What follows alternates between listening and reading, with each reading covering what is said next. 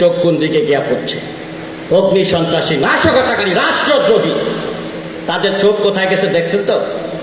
যেখানেই উন্নয়ন সেখানেই ধ্বংস, ঠিক কিনা? বিটিভি ধ্বংস, মেট্রো রেল ধ্বংস, সেতু ধ্বংস, যেখানেই উন্নয়ন সেখানেই ধ্বংস। তা আমরা কি চুপচাপ বসে থাকবো? হ্যাঁ হ্যাঁ, বীর মুক্তিযোদ্ধা আছেন এখানে, এই যে আমাদের এই যে বীর মুক্তিযোদ্ধা, ঠিক আছে না?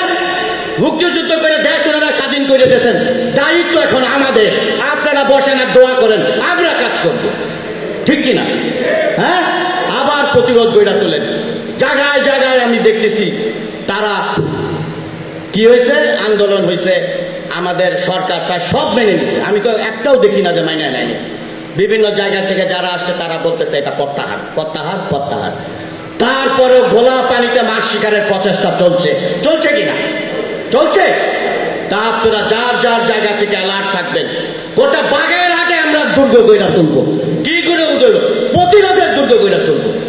এখানে কেউ নাশকতাকারী, সন্ত্রাসী, স্বাধীনতা বিরোধী চক্রের স্থান বাগেরহাটের মাটিতে নাই। কথাগুলো রাজনৈতিক হয়ে যায়, কিন্তু এই রাজনৈতিক দর্শন আমাদের মধ্যে আছে, ঠিক আছে কিনা?